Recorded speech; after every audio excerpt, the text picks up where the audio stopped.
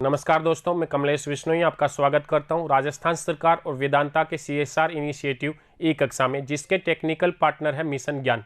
दोस्तों, हमने पिछली कक्षा के अंतर्गत प्रजामंडल आंदोलन के बारे में विस्तृत रूप से चर्चा कर ली है और आज के इस भाग के अंतर्गत हम राजस्थान के एकीकरण यानी कि अपने 7वें पाठ के अंतिम भाग को लेकर के आए हैं, जिसमें हमें राजस्थान के अंदर जो रियासतें स्थित थी यानी कि 1947 के बाद जब क्या हो जाता है, भारत आज़ाद हो जाता है और भारत का बंटवारा भी हो जाता है, हिंदुस्तान और पाकिस्तान के नाम से दो राष्ट्र नए अस्तित्व में आ जाते हैं, तब जाकर के जो है एक रियासती विभाग की स्थापना होती है सरदार वल्लभ भाई पटेल के नेतृत्व में। और उस लौह पुरुष के नेतृत्व में क्या होता है, राजस्थान समेत भारत की सभी रियासतों का क्या कर दिया जाता है, एकीकरण किया जाता है और एक अखंड भारत का निर्माण किया जाता है। तो अब हमें बात ये करनी है कि उस समय की क्या स्थिति थी, कैसी परिस्थितियां विद्यमान थी, कौन कौन सी रियासतें थी और किस किस प्रक्रिया के तहत जो है वो रियासतें आपस में मिलकर के क्या हो गई, एक हो गई और वर्तमान का राजस्थान जो हम देख रहे हैं वो हमारे समक्ष जो है वो यहाँ पे अवतरित हो जाता है। तो आइए बढ़ते हैं अपने पाठ की तरफ और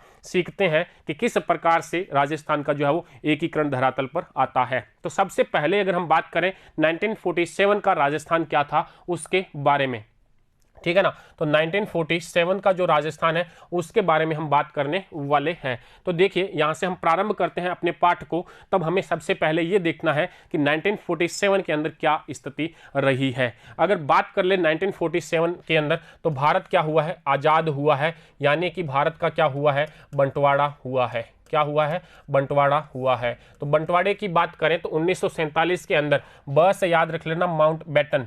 तो यहाँ पे जो अपने यहाँ पे गवर्नर है इस समय 1947 में, तो वो तो कौन हो गए, लॉर्ड माउंट बैटन हो गए, ठीक है। और बात कर ले कि वहाँ पर इंग्लैंड के अंदर जब भारत आज़ाद हुआ है तब वहाँ पर जो है प्रधानमंत्री कौन है, ब्रिटेन के प्रधानमंत्री, ठीक है। तो ब्रिटेन के जो प्रधानमंत्री है उनकी बात करें तो यहाँ पे हम क्या पढ़ रहे हैं, एकीकरण पढ़ने वाले हैं। तो एकीकरण के ए से याद रख लेना, एटली क्या है, लॉर्ड एटली जो है वो यहाँ पे क्या है, प्रधानमंत्री थे ब्रिटेन के अंदर, ठीक है। इन्हीं की घोषणा के द्वारा भारत क्या हुआ है, आज़ाद हुआ है, ठीक है। तो ये तो कुछ एक जानकारी है। अब हम देख रहे हैं कि 1947 के अंदर राजस्थान की क्या स्थिति थी। तो देखिए, राजस्थान में इस समय 19 तो देसी रियासतें हैं। कितनी देसी रियासतें हैं, 19 है। ठिकाने कितने हैं, 3 हैं। और केंद्र शासित प्रदेश कितने हैं, 1 है। अब देखिए, इनको समझते हैं। देसी रियासत, रियासत एक बहुत बड़ा भूभाग है और उसके लिए कुछ योग्यता तय होती है कि इतनी आय होने पर वो रियासत के दायरे में आती है। फिर है ठिकाने। ठिकाने क्या है, छोटे हैं, थोड़े क्षेत्रफल के अंदर क्या है, रियासतों से छोटे हैं। और केंद्र शासित प्रदेश यानी कि इसके ऊपर सीधा किसका है, सीधा का सीधा ब्रिटिश सरकार का इसके ऊपर क्या है, नियंत्रण है। तो ये जो ठिकाने हैं इनके लिए आपको एक और शब्द भी मिल सकता है जिसको कहते हैं चिपशिप। क्या बोलते हैं, चिपशिप बोलते हैं। पूछा जा सकता है राजस्थान में एकीकरण के समय में या आज़ादी के समय राजस्थान में टोटल कितनी चिपशिप थी, तो कितनी थी, 3 ठिकाने थे। केंद्र शासित जो प्रदेश है इसको बोलते हैं चीफ कमिश्नरी प्रांत। क्या बोलते हैं, चीफ कमिश्नरी प्रांत भी कहा जाता है। और ये कितने हैं, ये 1 ही है। 19 रियासतें कौन सी है वो अभी हम एकीकरण को जब चरणवार पढ़ेंगे तब हमें पता चल जाएगा कि कौन कौन सी थी। बात कर लें ठिकानों के बारे में, तो यहां पर अगर बात करें ठिकानों के बारे में तो यहां पे हमें 3 ठिकाने मिलते हैं। एक का नाम मिल जाता है आपको कुशलगढ़। क्या नाम मिलता है, कुशलगढ़। एक ठिकाना मिलता है आपको लावा। कौन सा मिलता है, लावा। और एक मिल जाता है आपको नीमराणा। कौन सा मिल जाता है, नीमराणा, ठीक बात है। अब देखिए, यहां पर सेकंड बात कर रहे हैं केंद्र शासित प्रदेश के बारे में। तो ये जो केंद्र शासित प्रदेश है वो राजस्थान में एक ही था और वो कौन सा था आपका, ये था आपका अजमेर मेरवाड़ा का क्षेत्र। कौन सा क्षेत्र है, अजमेर मेरवाड़ा। ये जो है ये क्या है, ये सिर्फ एक ही है, कमिश्नरी क्षेत्र है। ये अंग्रेजों का सीधा शासन होने वाला क्षेत्र था। अब देखिए, 3 ठिकानों के बारे में थोड़ी सी और जानकारी लेते हैं कि ये 3 ठिकाने हैं। ये कुशलगढ़, कुशलगढ़ कहाँ पे है, ये कुशलगढ़ है बांसवाड़ा में। तो जब बांसवाड़ा का हम विलय करने वाले होंगे तब बांसवाड़ा के साथ ही साथ हम ये देख लेंगे कि कुशलगढ़ का भी क्या हो जाता है, राजस्थान में विलय हो जाता है। बात करते हैं लावा के बारे में, तो ये कहाँ है, टोंक के अंदर। कहाँ पे है, टोंक के अंदर। और बात करते हैं नीमराणा के बारे में, तो ये कहाँ पे है, ये है आपका अलवर के अंदर। कहाँ पे है, अलवर में। तो जब अलवर का विलय करेंगे तो नीमराना का विलय भी किस में हो जाएगा, राजस्थान के अंदर हो जाएगा। ठीक बात है। तो ये हो गए आपके 3। अगर बात करें कि सबसे बड़ा ठिकाना कौन सा था, तो ये सबसे बड़ा ठिकाना था आपका कुशलगढ़। और बात करें सबसे छोटा ठिकाना कौन सा था, तो वो आपका हो गया, सबसे छोटा ठिकाना कौन सा हो गया, लावा हो गया। ऐसी ही बात अगर रियासतों के बारे में पूछ ली जाए कि भाई सबसे प्राचीन रियासत कौन सी है, कौन सी सबसे प्राचीन रियासत, बात अगर आपसे पूछी जाए कि सबसे प्राचीन रियासत कौन सी है, तो हम क्या जवाब देंगे, हम जवाब देंगे मेवाड़ रियासत। सबसे गौरवशाली कहें, सबसे प्रमुख कहें, सबसे प्राचीन रियासत कहें, तो वो कौन सी हो जाती है, आपकी मेवाड़ रियासत हो जाती है।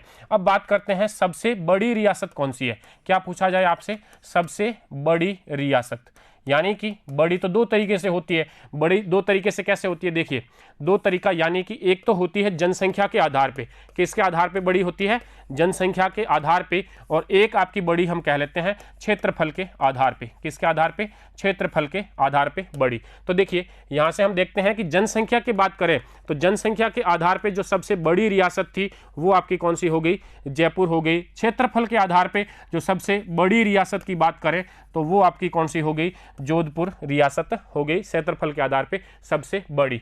अब बात करते हैं छोटी रियासत के बारे में। तो देखिए छोटी रियासत की बात करते हैं, सबसे छोटी, है ना। तो सबसे जो छोटी रियासत है वो चाहे कौन से भी मामले में बात करो वो कौन सी आ जाती है, आपकी शाहपुरा रियासत आ जाती है। तो शाहपुरा क्या है, सबसे छोटी रियासत थी उस समय की। अब बात करते हैं कि मुस्लिम रियासत कौन सी थी। इतने में से हम बात करें, जो ये सारी रियासतें हम बात करने वाले हैं 19 रियासतें, उनमें से एकमात्र मुस्लिम रियासत आपको मिलती है, मुस्लिम रियासत, और वो कौन सी है, आपकी टोंक वाली रियासत। तो मुस्लिम रियासत कौन सी होगी, टोंक की जो रियासत है वो कैसी थी, वो मुस्लिम रियासत थी। इसके अलावा बात करें इन 19 रियासतों में से एक रियासत ऐसी है जिसकी स्थापना अंग्रेजों ने करी है। किसने करी है, अंग्रेजों द्वारा स्थापित रियासत, या इसको कह देते हैं नवीनतम रियासत। अंग्रेजों द्वारा स्थापित रियासत है ये, और या फिर इसके लिए हम क्या कह देते हैं, नवीनतम। कौन सी वाली है ये है नवीनतम रियासत। ठीक बात है। तो जो नवीनतम रियासत की अगर हम बात करें तो वो हो जाती है आपकी कौन सी रियासत, झालावाड़ रियासत। झालावाड़ रियासत कैसी है, नवीनतम रियासत है। तो ये कुछ रियासतों, ठिकानों और केंद्र शासित प्रदेशों के बारे में मूलभूत जानकारी है जिसकी सहायता से हम अब एकीकरण का रास्ता आगे का तय करने वाले हैं। तो सबसे पहले हमने रियासतें देखी, कितनी है, 19 रियासतें हैं, जिसमें से सिर्फ प्राचीन और बड़ी छोटी का बात हमने कर लिया। फिर हमने ठिकानों की बात करी, ये कितने हैं, 3 है, चिप सिप भी कहा जाता है। फिर हमने बात करी केंद्र शासित प्रदेश कितने हैं, एक ही था उस समय, और वो कौन सा था, आपका अजमेर मीरवाड़ा का प्रदेश। तो ये आपने स्क्रीनशॉट ले लिया। अब हम आगे बढ़ते हैं तो देखते हैं कि एकीकरण की समस्याएं, यानी कि ये जो एकीकरण हुआ है इस एकीकरण के अंदर क्या समस्याएं आई थी जिस वजह से जो है वो ये इतना लंबा समय तक भी चला है और इसमें इतनी समस्याएं भी आई है। तो देखिए एकीकरण की समस्याओं को देखते हैं। तो हमें यहाँ से अगला भाग मिलने वाला है एकीकरण की समस्याएं। तो एकीकरण की समस्याओं में सबसे पहले बिंदु आपके आता है अलवर भरतपुर के बारे में। तो देखिए अलवर और भरतपुर में क्या समस्या थी उसको समझते हैं। तो अलवर और भरतपुर के अंदर 2 समस्याएं आ रही है। कितनी समस्याएं आ रही है, 2 समस्याएं हमारे सामने आ रही है। पहला तो क्या आ रहा है, मेव जाति के द्वारा यहाँ पे सांप्रदायिक दंगे किए जा रहे हैं। मेव जाति है एक, कौन सी जाति है, मेव जाति है, अलवर के अंदर है, और इस मेव जाति के द्वारा क्या किए जा रहे हैं, सांप्रदायिक दंगे किए जा रहे हैं। सांप्रदायिक दंगे क्यों हो रहे हैं, सांप्रदायिक दंगे ये क्या करना चाहते हैं, ये अलग से मेव जाति का एक राष्ट्र बनाना चाहते हैं, मेवानिस्तान। क्या चाहते हैं, मेवानिस्तान की स्थापना करने चाहते हैं, मेवानिस्तान यहाँ स्थापित करना चाहते हैं। ये अलवर भरतपुर किसी के साथ जुड़ करके रहना नहीं चाहते, अपना अलग से अस्तित्व रखना चाहते हैं, मेव जाति, और ये क्या कर रहे हैं, यहाँ पे सांप्रदायिक दंगे कर रहे हैं। अलवर भरतपुर के अंदर दूसरी समस्या आती है, अलवर के महाराजा जो है, कौन से महाराजा, अलवर के महाराजा है तेज सिंह। कौन से हैं, तेज सिंह। और अलवर महाराजा का हाथ बताया जाता है गांधी जी की हत्या में। किसके में हाथ है, अलवर महाराजा का हाथ बताते हैं किसकी हत्या में, गांधी जी की हत्या में। ठीक है, गांधी जी की हत्या में ये बताए जाते हैं। हिंदू महासभा के सक्रिय सदस्य थे अलवर के महाराजा तेज सिंह, और बताया जाता है कि नाथूराम गोडसे ने जब गांधी जी की हत्या करी है तो उस षड्यंत्र के अंदर शामिल है कौन है, अलवर के महाराजा। और अलवर के महाराजा तेज सिंह को 1947 के अंदर क्या कर दिया है, दिल्ली के अंदर नजरबंद कर दिया गया है। तो ये समस्याएं तो चल रही है अलवर और भरतपुर के क्षेत्र के अंतर्गत। अब बात करते हैं जोधपुर के अंदर। जोधपुर में क्या समस्याएं आ रही है, जोधपुर का जो शासक है उनका नाम मिलता है हनुमंत सिंह। क्या नाम मिलता है आपको, महाराजा हनुमंत सिंह। और महाराजा हनवंत सिंह जो है वो मुलाकात करते हैं जिन्ना से। किससे मुलाकात करते हैं? मोहम्मद अली जिन्ना से मुलाकात करते हैं और शामिल होना चाहने की बात कर रहे हैं। किसमें शामिल होने की बात कर रहे हैं? पाकिस्तान में जाने की बात कर रहे हैं। अपनी रियासत का विलय पाकिस्तान में करना चाह रहे हैं जोधपुर के शासक। ठीक बात है। नेक्स्ट बात आती है, यहां पर हम बात कर लेते हैं जोधपुर के साथ ही साथ बीकानेर और जैसलमेर की भी। जोधपुर के साथ ही साथ किसकी? बीकानेर और इसी के साथ जैसलमेर की। ये जो तीनों रियासतें हैं ये सीमांत रियासत है। इनकी जो सीमा है वो किससे टच हो रही है? इनकी सीमा जो है वो टच हो रही है पाकिस्तान से। इस वजह से इनका जो विलय है वो यहां पर कर देना बहुत ही आवश्यक समझा जा रहा है। ठीक बात है। यहां तक कि जो जैसलमेर की रियासत है वहां पर तो 1947 में आज़ाद होते ही एक प्रशासक की नियुक्ति जो है वो भारत सरकार के द्वारा कर दी जाती है। वो वहां पे कार्य देख रहा है, जासूसी कर रहा है कि भाई कहीं ये पाकिस्तान में जाने का काम तो यहां पे नहीं हो रहा है। नेक्स्ट बात करते हैं, बीकानेर का हो गया। बीकानेर के महाराजा है जो शार्दुल सिंह, ये भी क्या कर रहे हैं? वहां पर जाने की सोच रहे हैं। तो हालांकि इनका तो प्रतिनिधित्व है, बीकानेर रियासत का प्रतिनिधित्व तो आपको संविधान सभा के अंदर भी मिल जाता है। तो अब बात करते हैं मेवाड़ के बारे में। तो मेवाड़ जो है वो सबसे गौरवशाली परंपरा की रियासत है। कैसी है? गौरवशाली जो परंपरा रही है इनकी, ऐसी रियासत है आपकी मेवाड़ रियासत। तो मेवाड़ रियासत भी क्या है जो है इन रियासतों के अंतर्गत अपना नाम मिटाने को तो तैयार नहीं है, यानी कि राजस्थान में शामिल हो जाए और मेवाड़ का अस्तित्व समाप्त हो जाए, ऐसा स्वीकार करना मेवाड़ के लिए है नहीं, क्योंकि वर्षों पुरानी इनकी क्या रही है? गौरवशाली परंपरा रही है। तो इस वजह से मेवाड़ के अंदर भी ये समस्या आ रही है। फिर बात आती है भारतीय स्वतंत्रता अधिनियम की धारा 8। ये धारा 8 क्या है? देखिए, धारा 8 के अंतर्गत लिखा गया है कि जो सर्वोच्च सत्ता ब्रिटिश सरकार ने देशी रियासतों के ऊपर स्थापित की थी वो सर्वोच्च सत्ता इस धारा 8 के द्वारा अब समाप्त कर दी जाती है। यानी कि धारा 8 में क्या कहा गया है? धारा 8 में कहा गया है कि अब क्या होगी? ब्रिटिश सर्वोच्च सत्ता जो है वो क्या होगी? समाप्त हो गई। ठीक है, ब्रिटिश सर्वोच्च सत्ता समाप्त हो गई और अब इन देशी रियासतों के को है जो सब विवेक का निर्णय दे दिया गया। यानी कि वो चाहें तो भारत में मिले, चाहें तो पाकिस्तान में मिले और चाहें तो अपना स्वतंत्र अस्तित्व भी बरकरार रख सकती है। ब्रिटिश सरकार का कोई लेना देना यहां पर नहीं है। तो यहां से हम देख रहे हैं कि स्वतंत्रता अधिनियम की धारा 8 के कारण ब्रिटिश सर्वोच्च सत्ता समाप्त हो जाती है और रियासतें स्वविवेक के निर्णय पर कार्य कर रही है। तो ये भी क्या है? आपके लिए एकीकरण की एक समस्या है। नेक्स्ट बात आती है रियासती सचिवालय। इसकी स्थापना हुई है 5 जुलाई 1947 को। कब स्थापना हो रही है इसकी? 5 जुलाई 1947 को इसकी स्थापना हो रही है। अब यहां पर क्या समस्या आ रही है? ये तो ठीक बात है। तो देखिए, रियासती जो सचिवालय है स्थापित होता है तो इसके द्वारा एक जो है वो नियम बनाया जाता है कि भाई कौन सी जो रियासत है वो अपना पृथक अस्तित्व बना करके रख सकती है।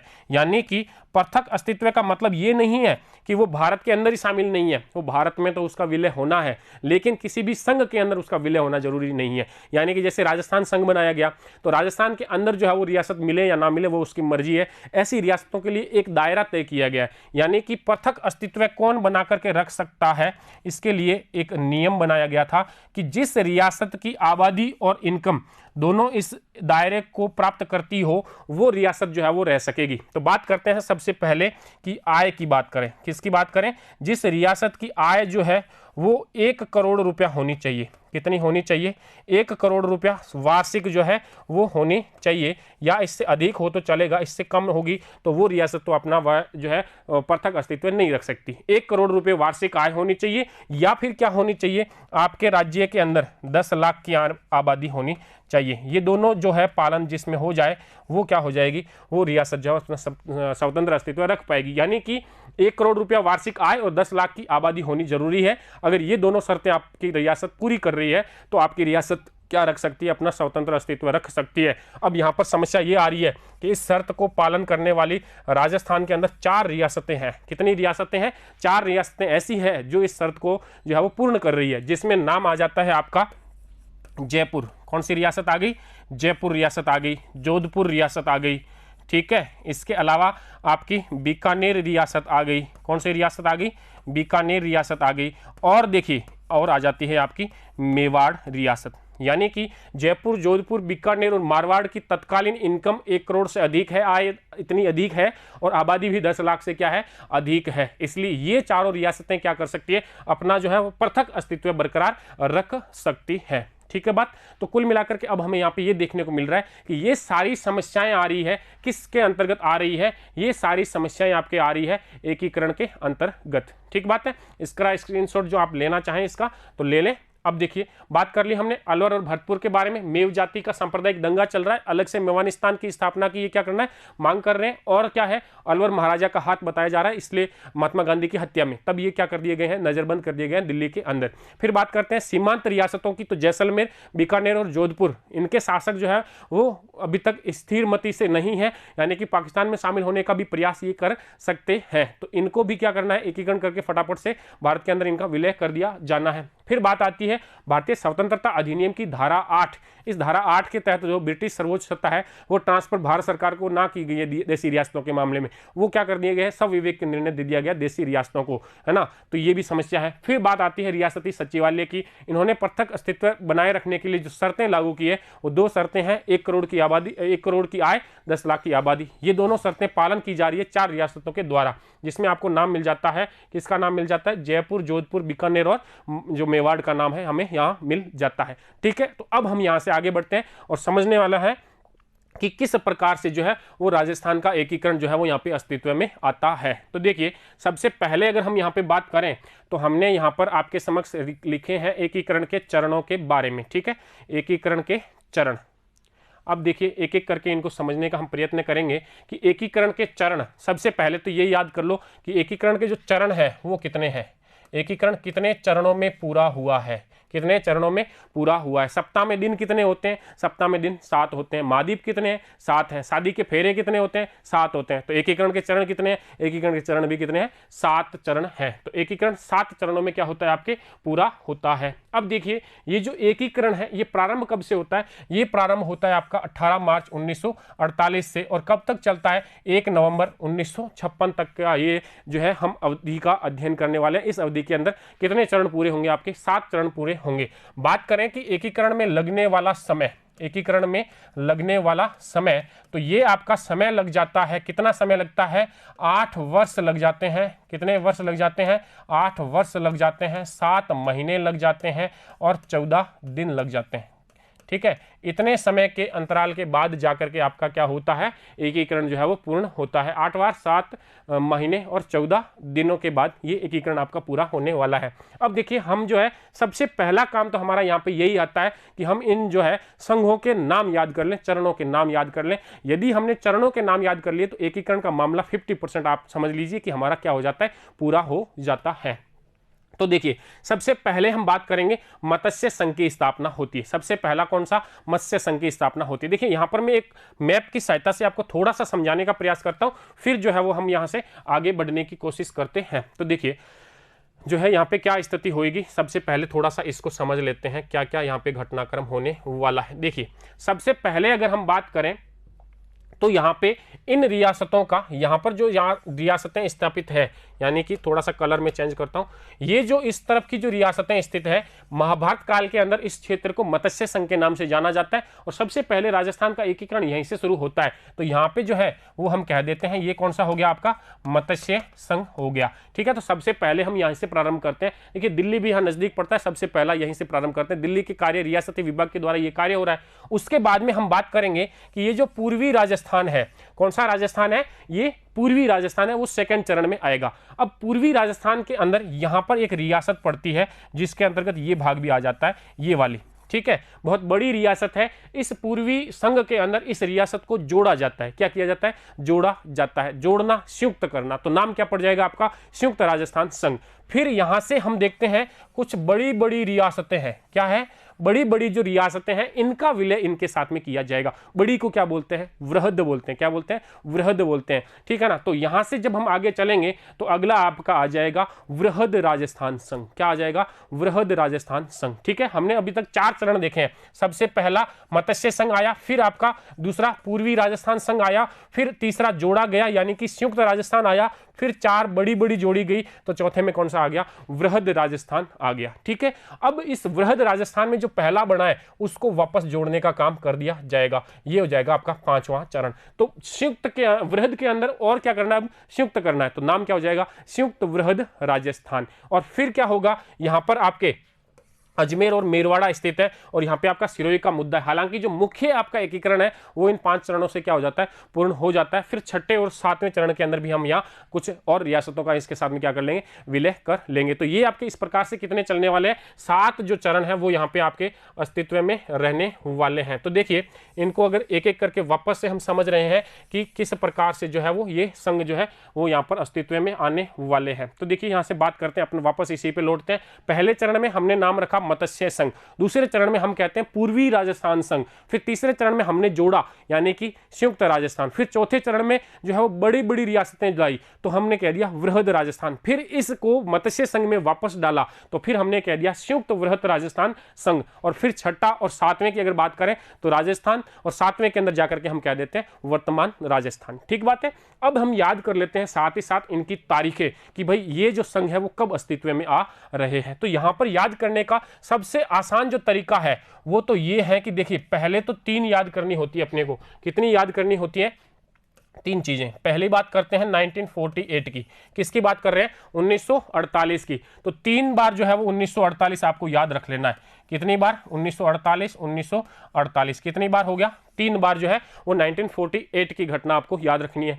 फिर आपको 2 बार याद रखना है 1949, क्या याद रखना है, 1949 जो है वो आपको 2 बार याद रख लेना है। तो कितना हो गया आपका, 5 चरण तक हम पहुंच गए, 5 चरणों तक तो ये हो गया मामला पूरा। और फिर छठे और सातवें के अंदर आपको याद रख लेना है 1950 और 1956, 1950 और 1956 की बात याद रखनी है। तो कुल मिलाकर के 3 याद रखनी है, 48 याद रखना है, 49 याद रखना है, 50 याद रखना है, 3 तो याद हो गए। और सबसे लास्ट आपको क्या याद रखना है, 1956 याद रखना है।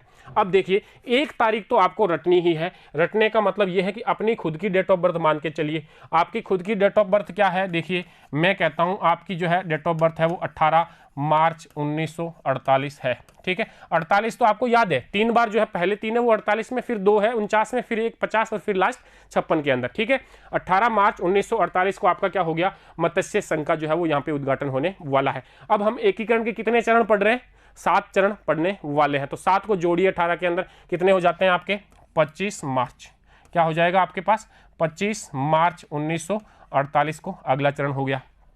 आई बात समझ के अंदर, जोड़ याद रही कि नहीं रही, 18 के अंदर एकीकरण के कितने चरण, 7 चरण, जोड़ा 25, याद नहीं रही, दोबारा समझाता हूं। देखिए तारीख लिखिए वापस से वही 18, ठीक है। अब मार्च तो हमने लिख लिया था ना पहले, तो अब क्या लिखेंगे, 18 अप्रैल 1948 लिखेंगे। ये लीजिए आपकी अगली तारीख आ गई आपके सामने, 18 अप्रैल 1948। पहले जोड़ याद करने के लिए 18 में जोड़ा 7 25 हो गया, समझ में नहीं आई, 18 दोबारा लिख डालो, ये लिख दी हमने दोबारा, 18 अप्रैल 1948 हो गया मामला। अब देखिए वृहद राजस्थान संघ, यहाँ पे आपको एक तारीख याद रखनी है, 30 मार्च 1949 को। देखिए 3 बार 48 हो गया पूरा, तो अगली बार मामला कब आ जाएगा, 1949 का आ जाएगा, 30 मार्च 1949 का। ठीक है, अब 30 का आधा कर लो, 30 का आधा करेंगे तो क्या आ जाएगा, 15 मई 1949 को अपना अगला मामला आ जाएगा। ठीक बात है। अब 1950 में तो क्या याद रखना, 1950 की तारीख तो जग जाहिर है, 26 जनवरी 1950 हमारा संविधान लागू होता है। 26 जनवरी 1950 जो है ये हमारा क्या लागू हो गया, संविधान लागू हो रहा है, गणतंत्र दिवस मना रहे हैं, ये तो सबको याद है ना, झंडा मनाते हैं। नेक्स्ट आपका आ रहा है वर्तमान राजस्थान। वर्तमान राजस्थान में क्या याद रखना है, बस एक एक याद रखो, 1 1 1 1 56 है ना, 1 1 1 1 तो याद रख ही सकते हैं ना। 1 को क्या याद रखना है, शुरुआती 1 से करते हैं ना, तो 1 11 1956, 1 नवंबर 1956 क्या हो जाएगी आपकी अंतिम तारीख हो जाएगी, राजस्थान स्थापना दिवस की तारीख हो जाएगी। अब देखिए यहाँ पे 2 तारीखों का महत्व बहुत ही ज्यादा है। एक तो आपकी तारीख मिलती है 30 मार्च 1949 की, कौन सी तारीख मिलती है, 30 मार्च 1949 को, और इस तारीख को हम क्या मनाते हैं, इस तारीख को हम मनाते हैं राजस्थान दिवस। क्या मना लेते हैं, राजस्थान दिवस मनाते हैं। ठीक बात है, राजस्थान दिवस कब मनाते हैं, 30 मार्च को हम मनाते हैं, क्योंकि जो वृहत राजस्थान है ये एक तरीके से राजस्थान का एकीकरण यहाँ पे पूर्ण समझा जाता है, फिर जो है उसमें थोड़ा बहुत फेरबदल करने का कार्य यहाँ पे चलता है। तो राजस्थान दिवस जो है वो हम मना लेते हैं 30 मार्च 1949 को, जबकि 1 नवंबर जो है ये आपका मनाया जाता है राजस्थान स्थापना दिवस के रूप में। किसके रूप में, राजस्थान स्थापना दिवस, यानी कि जो वर्तमान राजस्थान की स्थापना हुई है वो दिवस अगर हम देखें तो वो कौन सा है आपका, 1 नवंबर 1956 उत्पन्न कहा आता है, यानी कि राजस्थान स्थापना दिवस। और ये क्या हो गया आपका, ये हो गया राजस्थान दिवस। ठीक है, कंफ्यूजन नहीं होना है। राजस्थान दिवस की बात करें तो कौन सा 30 मार्च, और राजस्थान स्थापना दिवस की बात करें तो कौन सा 1 नवंबर। ठीक बात है। तो ये आपके 7 चरण हुए, 7 चरणों के नाम हुए, 7 चरणों की दिनांक हुई, और उनमें से 2 विशेष दिनांक के बारे में हमने अध्ययन कर लिया एकीकरण के चरण के अंतर्गत। अब हम क्या करने वाले, अब हम एक एक करके इन चरणों का अध्ययन करेंगे, कौन से चरण में क्या क्या घटनाक्रम जो है वो यहां पर घटित होने वाला है। ठीक है, तो आगे बढ़ते हैं और सबसे पहला अपना चरण लेते हैं, जिसका नाम हमने क्या लिख रखा है, मत्स्य संघ नाम दे रखा है। ठीक है, तो अब यहां से हम प्रारंभ करते हैं एक एक करके इन चरणों का अध्ययन। देखिए, सबसे पहले क्या होता है कि इससे पहले भी अगर हम बात करें 18 मार्च 1948 को, यानी कि आपके समक्ष ये जो यहाँ पे सन आ रहा है, ये संघ जो है मत्स्य संघ जो स्थापित हो रहा है, ये कब हो रहा है, 18 मार्च को स्थापित होने वाला है। यानी कि अगर बात करें तारीख की तो ये आपका 18 मार्च 1948 को जो है वो अस्तित्व में आने वाला है। ठीक बात है।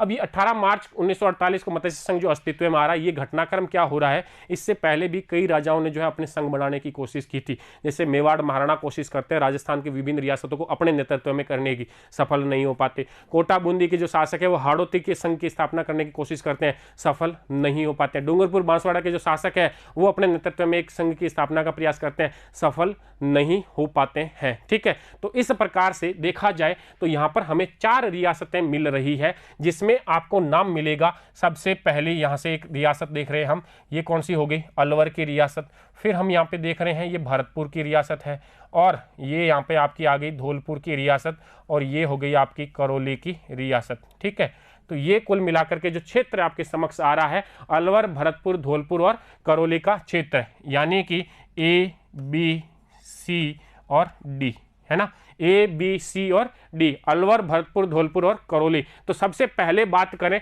मत्स्य संघ की, तो इसमें कितनी रियासतें हैं, इसमें आपके रियासतें जुड़ रही है 4 रियासतें। कितनी रियासतें, 4 रियासतें इस संघ के अंदर जुड़ने वाली है। ठीक है, और 4 रियासतें कौन सी, तो ABCD तो सबको आती है ना, A, B, C और D। ठीक है, A से आपका क्या हो गया, A से आपका हो गया अलवर, B से आपका क्या हो गया, B से आपका हो गया भरतपुर, C से आपका क्या हो गया, C से आपकी हो गई करौली, है ना, और D से आपका क्या हो गया, D से आपका हो गया धौलपुर। ठीक बात है। तो पहले चरण के अंतर्गत यानी कि मत्स्य संघ का जो हम कह रहे हैं उसमें 4 रियासतें इकट्ठी होती है, अलवर, भरतपुर, करौली और धौलपुर, A, B, C और D। ठीक है, अब हम यहाँ पे ये देखते हैं कि इन 4 रियासतों को बुलाया गया था दिल्ली, 4 रियासतों के शासकों को दिल्ली बुलाया गया, और दिल्ली बुलाने पर इनसे कहा गया कि भाई आप चारों को मिलाकर के मत्स्य संघ बना देते हैं। तब इन्होंने चारों ने सहर्ष जो है वो स्वीकार कर लिया कि ठीक बात है, हम चारों को मिलाकर के क्या बना दीजिए, मत्स्य संघ बना दीजिए। लेकिन यहाँ पर यह तय नहीं किया गया था अभी भी कि ये खुली बात रखी गई थी कि या तो आपको उत्तर प्रदेश में भी मिलाया जा सकता है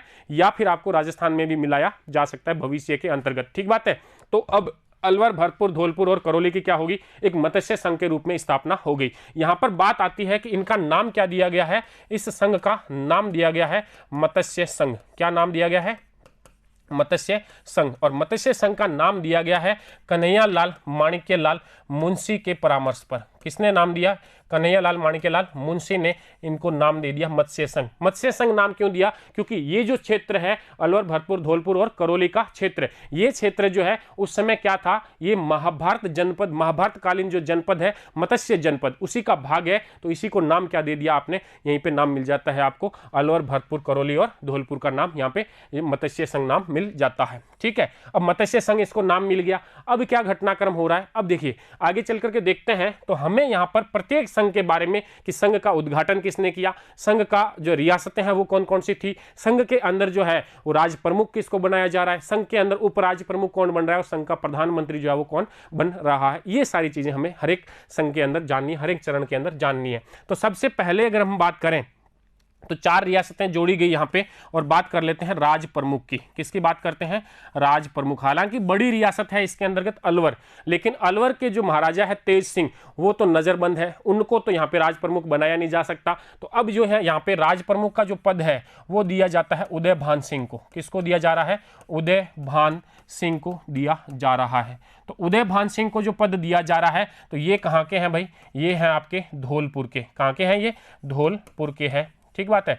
उदयभान सिंह कहाँ के हो गए, धौलपुर के शासक है उदयभान सिंह। इनको क्या पद दिया गया है यहाँ पे राज प्रमुख का जो है वो पद यहाँ पे दे दिया जाता है इनको, ठीक है। अब देखिए इनको राज प्रमुख का पद दे दिया, तो बात करें राजधानी कहाँ पे बनाई, तो यहाँ पे जो राजधानी है वो तो अभी कहाँ बनाई जा रही है, अलवर को बनाया जा रहा है, ठीक बात है। तो राजधानी किसको बना दिया, यहाँ पे अलवर को बना दिया। अब बात करते हैं यहाँ पे प्रधानमंत्री किसको बनाया जाएगा, तो यहाँ पे देखिए यहाँ पे प्रधानमंत्री बनाया जाता है शोभाराम कुमावत को।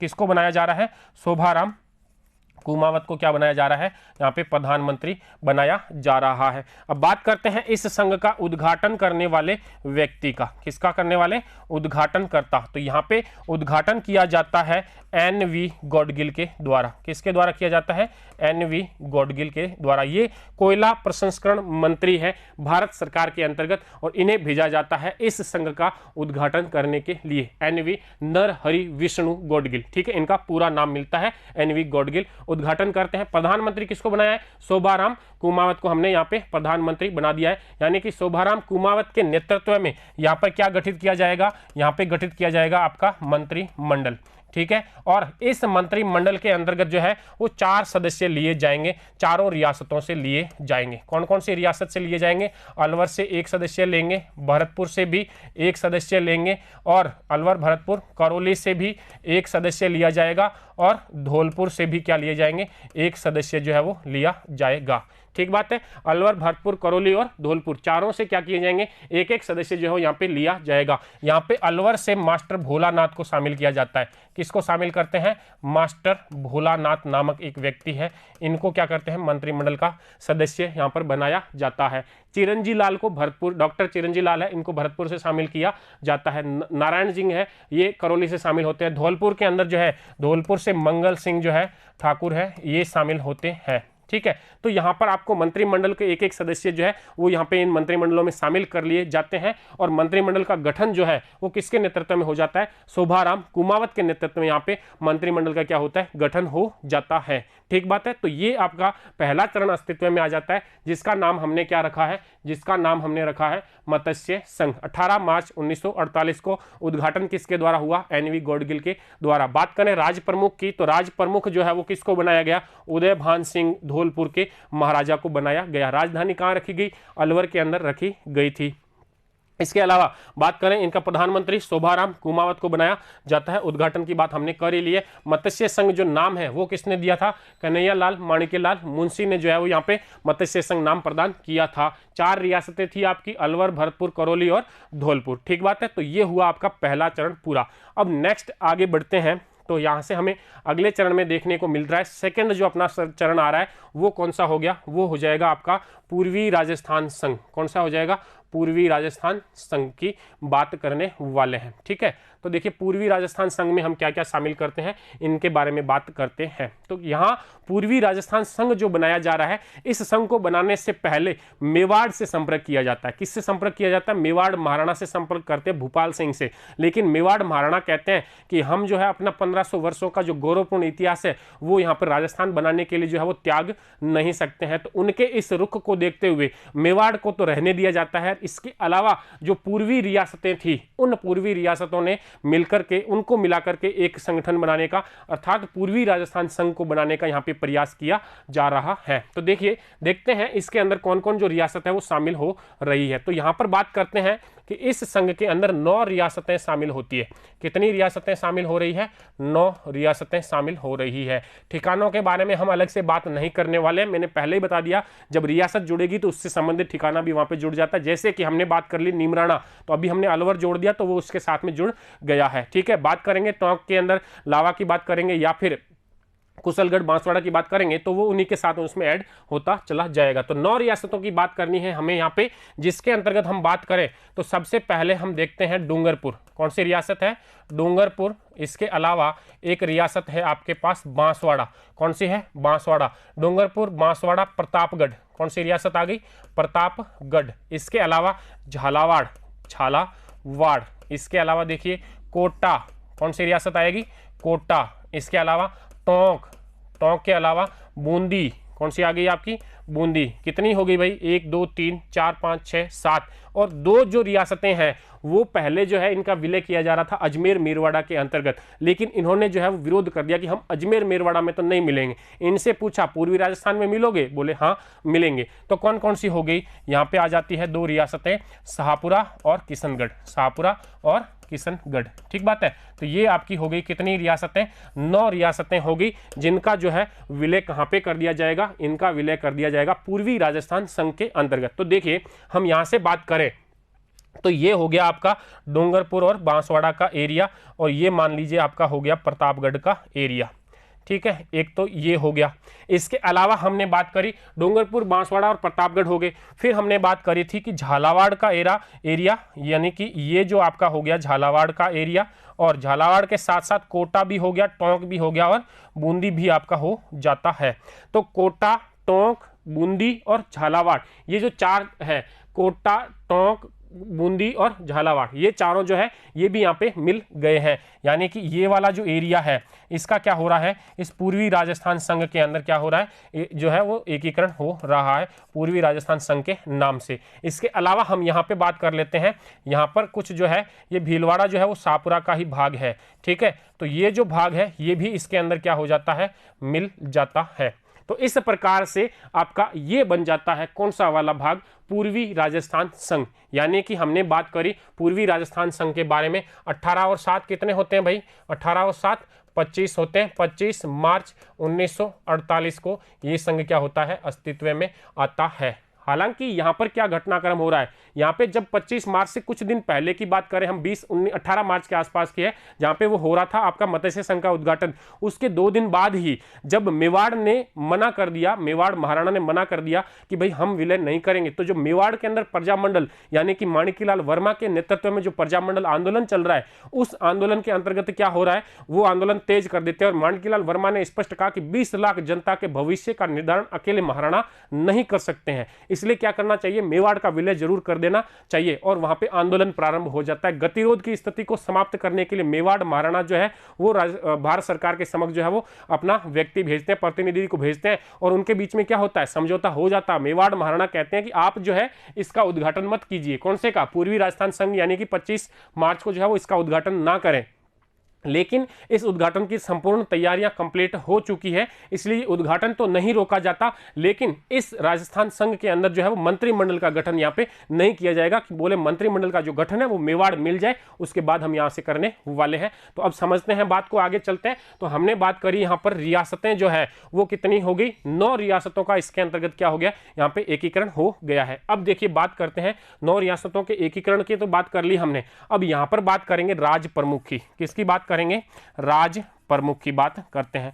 तो यहां पर अब राज प्रमुख किसको बनाया जाएगा, तो यहां पे राज प्रमुख बनाया जाता है कोटा के शासक को। किसको बनाया जाता है, कोटा के शासक है भीम सिंह। क्या नाम मिलता है, कोटा के शासक भीम सिंह को क्या बनाते हैं हम, यहां पे राज प्रमुख बना देते हैं। तो कोटा वाले को तो बना दिया, तो अब बूंदी वाला जो है वो ऑब्जेक्शन कर रहा है। बूंदी के शासक है बहादुर सिंह, ये कहते हैं कि मैं जो है मेरी गौरव परंपरा जो वंश प्रतिष्ठा है उसके अंदर कोटा से मैं ऊंचे स्थान का हूं, इसलिए मैं कोटा के अधीन तो रहूंगा नहीं। ये मेवाड़ महाराणा को भी पत्र लिखते हैं, उनसे जो है वो दरख्वास्त करते हैं कि आप स्वीकार कर लीजिए, आपके अधीन रहने में मेरे को भी कोई समस्या नहीं है। लेकिन वो तो जो है वो जवाब जो रियासती विभाग को दिया था वो ही देते हैं उनको भी, इसलिए वो शामिल होते नहीं है। तो बूंदी के जो राजा है बहादुर सिंह, उनको मजबूरन इसमें शामिल तो होना पड़ता है, लेकिन इनको क्या बनाया जाता है, उपराज प्रमुख बनाया जाता है। तो इनको पद दे दिया जाता है, उपराज प्रमुख का पद दिया जाता है 2 व्यक्तियों को। किसको किसको दे देंगे, एक तो दे देंगे बूंदी के शासक को, ठीक है। बूंदी के शासक है बहादुर सिंह, कौन है, बहादुर सिंह, ठीक बात है। और दूसरे यहाँ पर शासक मिलते हैं आपको डूंगरपुर के, कहाँ के शासक, डूंगरपुर के शासक, जिनका नाम मिलता है आपको महारावल लक्ष्मण सिंह। क्या नाम मिल जाता है, महारावल लक्ष्मण सिंह। इनको क्या बनाते हैं, इनको बना देते हैं उप राज प्रमुख, जबकि राज प्रमुख किसको बनाते हैं, कोटा के शासक भीम सिंह को राज प्रमुख बना देते हैं। अब यहाँ पे बात आती है कि यहाँ पे प्रधानमंत्री जो है वो किसको बनाया जाएगा। तो बात करते हैं प्रधानमंत्री के बारे में। तो यहाँ पर बात हो जाएगी प्रधानमंत्री, यानी कि पीएम इस संघ का किसको बनाया जाएगा, उत्तरदायी सरकार किसके नेतृत्व में रहेगी। तो ये नेतृत्व में आती है गोकुल लाल असावा के। किसके नेतृत्व में आएगी, ये आएगी आपकी गोकुल लाल असावा। ये शाहपुरा के है, कहाँ के हैं, शाहपुरा के। इनके नेतृत्व में यहाँ पे क्या बनाया जाएगा, सरकार गठित की जाएगी। हालांकि प्रधानमंत्री तो इनको यहाँ पे बनाया गया है, लेकिन इनके यहाँ पर क्या है, मंत्रिमंडल का जो गठन है वो नहीं होता है। क्यों नहीं होता है, क्योंकि तैयार हो गए हैं मेवाड़ के महाराणा अब जो है वो विलय के अंदर, यानी कि मंत्रिमंडल का यहाँ पे गठन नहीं किया जाता है। हमने पहले बात करी थी मत्स्य संघ के अंदर अलवर, भरतपुर, धौलपुर, करौली से एक एक जो है वो सदस्य को लेकर के मंत्रिमंडल बनाया गया था, तो यहाँ पे भी ऐसी स्थिति होती, लेकिन अभी क्या नहीं हो रहा है, अभी यहाँ पर ये जो है वो गठन नहीं हो रहा है मंत्रिमंडल का। बात कर लेते हैं प्रधानमंत्री के बाद में राजधानी के बारे में, ठीक है। तो यहां पर जो राजधानी है वो रखी गई है कोटा। किसको रखी गई है राजधानी, कोटा को रखी गई है। बात कर लेते हैं सेकंड चरण के उद्घाटन करने वाले व्यक्ति को, तो यहां पर भी उद्घाटन करने के लिए उसी व्यक्ति को भेजा जा रहा है, रास्ते का परिचित है, कहां से होकर के जाना है, तो कौन पहुंच गए भाई, एनवी गॉडगिल जो है वो यहां पहुंच गए उद्घाटन करने के लिए। तो सेकंड चरण में भी कौन आ गए उद्घाटन करने के लिए, नरहरि विष्णु गॉडगिल यहाँ पे पहुंच जाते हैं। तो कुल मिलाकर के हमने सेकंड चरण के अंदर बात की, तो यहाँ पे हमने देखा कि कितनी जो रियासतें हैं इनका यहाँ पे एकीकरण हो रहा है, 9 रियासतों का आपके क्या हो रहा है, यहाँ पे एकीकरण हो रहा है पूर्वी राजस्थान संघ के अंतर्गत, ठीक है। जिसमें हमने देखा कि कौन कौन से 9 रियासतें हैं, डूंगरपुर, बांसवाड़ा, प्रतापगढ़, झालावाड़, कोटा, बूंदी, टोंक, ठीक है। इसके अलावा कौन सी हो जाएगी, सापुरा और किशनगढ़ की रियासतें। अब यहाँ पे हम देखते हैं कि राज प्रमुख कोटा के महाराव भीम सिंह को बनाया जाता है, उपराज प्रमुख बूंदी और डूंगरपुर के शासक को यहाँ पे बना दिया जाता है। फिर हम बात करते हैं प्रधानमंत्री की, तो ये बनाया जाता है आपके किसको, गोकुल लाल असावा को बनाया जाता है। फिर हम बात करते हैं कि यहां पर मंत्रिमंडल का तो गठन होता नहीं है, लेकिन राजधानी जो है वो बनाया जाता है किसको, कोटा को बनाया जाता है। और रही बात यहां पर उद्घाटनकर्ता की, तो वो कौन होते हैं, एनवी गॉडगिल, नरहरि विष्णु गॉडगिल को बनाया जाता है। तो इस प्रकार से ये हो गया आपका सेकंड चरण, यानी कि पूर्वी राजस्थान संघ। अब हम आगे बढ़ते हैं और समझते हैं तीसरे चरण को। तीसरे चरण के रूप में अगर हम बात करें तो यहाँ पे हमें नाम मिल रहा है संयुक्त राजस्थान संघ, जिसमें हमने कहा था कि जो पूर्वी राजस्थान हमारा पहले से बन चुका है उसके अंतर्गत एक रियासत जुड़ जाएगी, और वो रियासत कौन सी होएगी, वो रियासत होगी आपकी मेवाड़ रियासत, ठीक है। तो देखिए हम यहाँ पर उसको समझने का प्रयास कर लेते हैं कि किस प्रकार से जो है वो मेवाड़ का यहाँ पे विलय हो रहा है। तो यहाँ पे हमने बात करी कि यहाँ पे जो रियासतों का विलय होने वाला है, जिसमें हम थोड़ा सा इसका कलर परिवर्तित कर लेते हैं। हमने बात कर ली थी कि ये जो एरिया है, कौन से वाला, ये जो एरिया है, यानी कि ये पूरा एरिया, ये एरिया जो है वो भाग बन चुका है पूर्वी राजस्थान संघ का, ठीक है। इसके अलावा हमने बात करी थी कि ये जो एरिया है ये भी जो है वो इसमें शामिल हो चुका है, ठीक बात है। अब ये तो हमने जोड़ लिया पूर्वी राजस्थान संघ के अंदर। अब यहां से हमें बात ये करनी है कि इन दोनों के बीच में एक रियासत आ रही है, इन दोनों के बीच में जो है वो क्या आ रही है, एक रियासत आ रही है। और वो रियासत कौन सी है, वो रियासत है आपकी कौन सी वाली रियासत, ये रियासत है मेवाड़ रियासत, ठीक बात है। तो ये कौन सी रियासत है, मेवाड़ रियासत। यदि मेवाड़ रियासत इसके अंदर मिल जाए तो इस प्रकार से ये जो भाग है वो यहाँ का एकीकरण पूरा हो जाएगा। तो ये कौन सी रियासत हो गई, मेवाड़ रियासत। अब मेवाड़ रियासत के महाराणा ने यहाँ पर शामिल होने के लिए कुछ शर्तें रखी है, उन शर्तों के बारे में देखते हैं। मेवाड़ महाराणा किन किन शर्तों पे शामिल होना चाहते हैं। मेवाड़ के महाराणा है, इन मेवाड़ के महाराणा के प्रधानमंत्री है सर राममूर्ति। कौन है, सर राममूर्ति, ठीक है। ये इनको भेजते हैं दिल्ली कि जाइए और समझौते की बात करके आइए। इन्होंने 3 शर्तें बता दी, इन्होंने दिल्ली के समक्ष, रियासती विभाग के समक्ष शर्तें रखी। कितनी, 3 शर्तें रखी।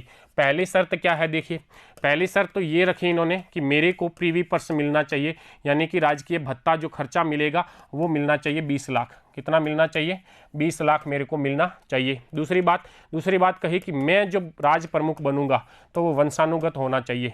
मैं क्या बनूंगा, वंशानुगत राज प्रमुख का पद जो है वो स्वीकार करूंगा। राज प्रमुख मैं ही रहूंगा और मेरे बाद मेरे पुत्र अर्थात वंशानुगत राज प्रमुख का पद मेरे को चाहिए। और तीसरी बात इन्होंने कहा कि राजधानी जो बनेगी वो कौन होनी चाहिए, राजधानी होनी चाहिए आपके उदयपुर। कौन होनी चाहिए, राजधानी किसको बनाया जाए, उदयपुर को बनाया जाए। ये 3 शर्तें रखी रियासती विभाग के समक्ष। अब रियासती विभाग ने इन तीनों शर्तों को स्वीकार किया है। किस रूप में, देखिए इन्होंने कहा कि ठीक बात है आपको देंगे, आपने जितना मांगा है उतना ही देंगे, लेकिन अलग रूप में। इन्होंने कहा आपको 10 लाख का तो हम प्रीव्यू पर्स दे देंगे। कितना दे देंगे? 10 लाख का प्रीव्यू पर्स आपको दे देंगे, और इसके अलावा हम क्या करेंगे, आपको 5 लाख रुपए जो है वो एक्स्ट्रा भत्ते के रूप में देंगे। 5 लाख का तो आपको क्या देंगे? भत्ता देंगे। और 5 लाख जो है वो आपकी परंपरा रही है धार्मिक अनुष्ठान पे खर्चा करने की, तो 5 लाख हमको देंगे आपको धार्मिक अनुष्ठान आयोजन करने के लिए।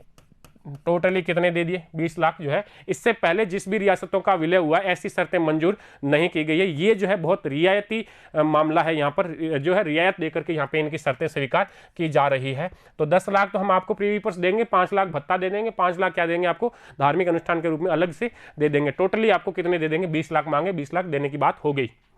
अब आगे बढ़ते हैं। वंशानुगत राज प्रमुख की मांग करिए। ठीक है, इस मांग को क्या कर लिया? मान लिया गया।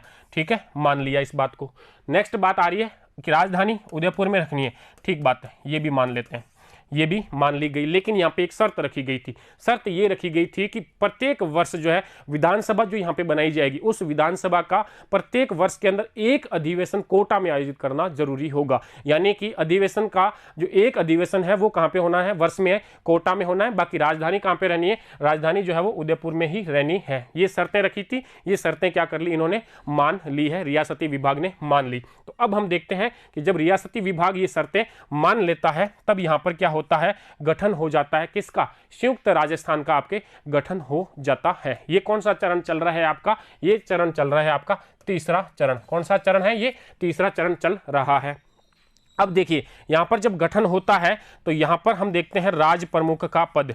कौन सा पद? राज प्रमुख का पद। अब यहाँ पे राज प्रमुख जो है वो किसको बना दिया गया? ये बना दिया गया भूपाल सिंह को। किसको बना दिया गया? भूपाल सिंह। भूपाल सिंह कौन है भाई? ये भूपाल सिंह है मेवाड़ के महाराणा। मेवाड़ महाराणा भूपाल सिंह को क्या बनाया? राज प्रमुख बना दिया। ठीक है, अब राज प्रमुख तो इनको बना दिया, तो कोटा वाले टेंशन दे रहे हैं कि भाई इनको राज प्रमुख बना दिया, हमको क्या? तो देखिए यहां पर एक पद बनाया गया वरिष्ठ उपराज प्रमुख। क्या बनाया गया है? वरिष्ठ उपराज प्रमुख। ठीक बात है।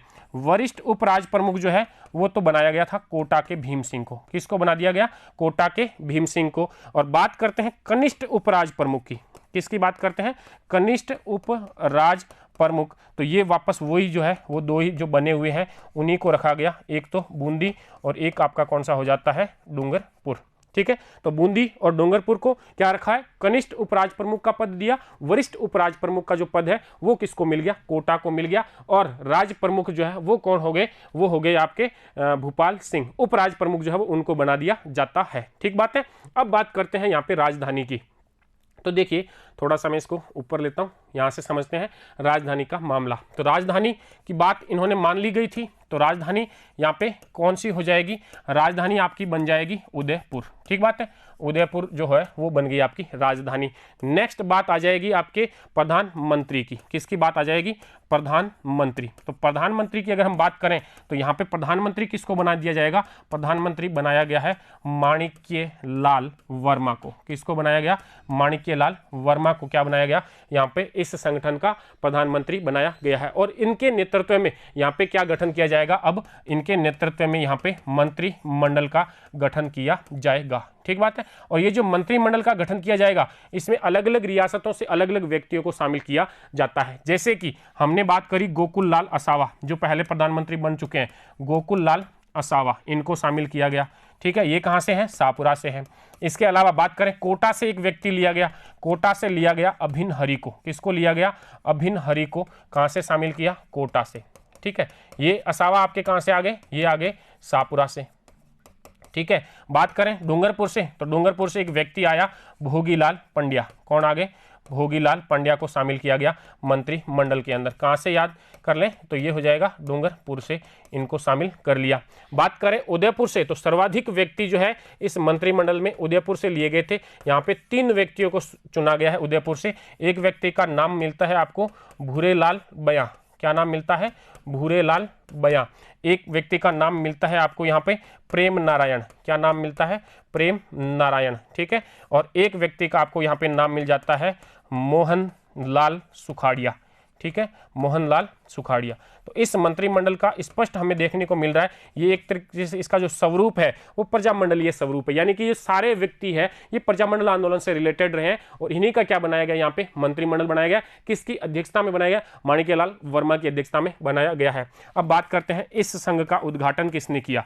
इस संघ का उद्घाटन, तो इस संघ का उद्घाटन करने के लिए स्वयं पंडित जवाहरलाल नेहरू उदयपुर आते हैं। कहाँ पे आते हैं? पंडित जवाहरलाल नेहरू ने इस संघ का उद्घाटन का कार्य कर दिया है। कहाँ पे आकर के किया है? ये यहाँ पे आए हैं पंडित जवाहरलाल नेहरू उदयपुर के अंदर। ठीक है, तो इस प्रकार से आपका कौन सा संघ बन जाता है? संयुक्त राजस्थान का जो है वो संघ यहाँ पे बन जाता है। अब देखिए संयुक्त राजस्थान संघ के अंदर क्या क्या गतिविधियां हुई है उसको हम एक बार देख लेते हैं। स्क्रीनशॉट आपने ले लेना है इसका। संयुक्त राजस्थान संघ, जिसके अंतर्गत हमने बात करी कि जो आपका पूर्वी राजस्थान संघ बन चुका है, अर्थात ये इसमें जो है वो मेवाड़ रियासत का क्या कर दिया जाता है? विलय कर दिया जाता है। तो इसको हम बोलते हैं संयुक्त राजस्थान संघ के नाम से हम जानते हैं। इस घटना के लिए अगर हम तारीख लिखें तो यहाँ पे तारीख कौन सी हो जाएगी आपकी? 18 अप्रैल 1948 की घटना है ये। ठीक बात है, 18 अप्रैल 1948 की ये घटना है। अब हम यहाँ देखें तो मेवाड़ के सर राममूर्ति यहाँ पे गए हैं दिल्ली के अंदर। 3 शर्तें रखी है। पहली प्रीवी पर्स जो है 20 लाख वो मान लिया, 10 लाख प्रीवी पर्स के रूप में, 5 लाख जो है अनुदान के रूप में और 5 लाख आपको धार्मिक अनुष्ठान के रूप में मिल जाएंगे। दूसरी शर्त रखी थी इन्होंने कि वंशानुगत राज प्रमुख होना चाहिए, बोले ठीक है कर लेंगे। तीसरी चीज है राजधानी उदयपुर, बोले ठीक है मान लेंगे, लेकिन 1 साल में 1 अधिवेशन कोटा में भी करना पड़ेगा। ठीक है, फिर राज प्रमुख जो है वो भूपाल सिंह बनाए गए, मेवाड़ के वरिष्ठ उप राज्य प्रमुख बनाया गया, कोटा को कनिष्ठ उप राज्य प्रमुख बनाया गया, बूंदी और डूंगरपुर के शासकों को। उसके बाद में आती है राजधानी। तो राजधानी का मामला देखिए उदयपुर में हो गया शिफ्ट। ठीक है, उसके अलावा प्रधानमंत्री माणिक्यलाल वर्मा इनके नेतृत्व में एक मंत्रिमंडल बनता है, जिसके अंदर कोटा से अभिनरी, गोकुललाल असावा शाहपुरा से आ जाते हैं। उदयपुर से 3 व्यक्ति आते हैं। उदयपुर से तीनों व्यक्ति कौन कौन से आ रहे हैं? उदयपुर से आ रहे हैं आपका भूरेलाल बयान, प्रेम नारायण और मोहनलाल सुखाड़िया जो है वो यहाँ पे आ जाते हैं। इसके अलावा उद्घाटन किसके द्वारा हो गया? इसका उद्घाटन हो जाता है नेहरू स्वयं के द्वारा। नेक्स्ट चौथा चरण आपका आता है वृहत राजस्थान संघ। ठीक बात है। अब देखिए वृहत राजस्थान संघ के अंदर जो है वो क्या घटनाक्रम होता है, इसको समझते हैं। वृहत राजस्थान संघ के अंतर्गत क्या हो रहा है, तो देखिए वृहत का नाम इसलिए लिखा है हमने क्योंकि यहाँ पे जो है बड़ी बड़ी रियासतों का क्या होगा राजस्थान के अंदर विलय होने वाला है। ठीक है, तो ये देखिए वृहत राजस्थान संघ को यहाँ से समझना प्रारंभ करते हैं। हमने बात ये करी कि आपका जो है वो संयुक्त राजस्थान तो बन चुका है। अगर मैं संयुक्त राजस्थान की बात कर लूँ तो संयुक्त राजस्थान आपका जो बना है वो कौन सा हो जाएगा? देखिए संयुक्त राजस्थान जो बना है वो यहाँ से लेकर के आप देख रहे हैं उदयपुर की जो सीमा है, जो उदयपुर की जो सीमा है वो होती हुई किशनगढ़ भी इसके साथ जुड़ गया है और यहाँ से होता हुआ आगे हम बढ़ें तो ये जो भाग है, ये सारा का सारा जो भाग है ये क्या बन चुका है? अब आपका एक संयुक्त राजस्थान बन चुका है। ठीक बात है, ये क्या बन चुका है? आपका संयुक्त राजस्थान का निर्माण यहाँ पे हम लोग कर चुके हैं। ठीक है, अब इस संयुक्त राजस्थान के साथ में हमें कुछ 4 बड़ी रियासतों का क्या करना है? विलय यहाँ पे हम 4 बड़ी रियासतों का कर देना है, जिससे हमारा क्या बन जाएगा? जिससे हमारा वृहत राजस्थान बन जाना है। देखिए यहाँ पे सिरोही को छोड़ना है। सिरोही जो है वो अभी यहाँ पे विलय नहीं होने वाला है। सिरोही के अलावा ये जो 4 बड़ी रियासतें हैं जिसमें बीकानेर, जैसलमेर, जोधपुर हो जाएगा और क्या हो जाएगा आपका ये जो भाग आ रहा है, ये सारा का सारा जो भाग है वो यहाँ पर इस रियासत के रूप में इसमें मिल जाएगा, जिसमें हमने बात करी एक तो आपकी जैसलमेर हो गई, एक आपकी बीकानेर हो गई। इसके अलावा हमने बात करी किस रियासत के बारे में? ये आपकी जयपुर का जो रियासत का भाग है ये भी इसमें शामिल हो जाता है।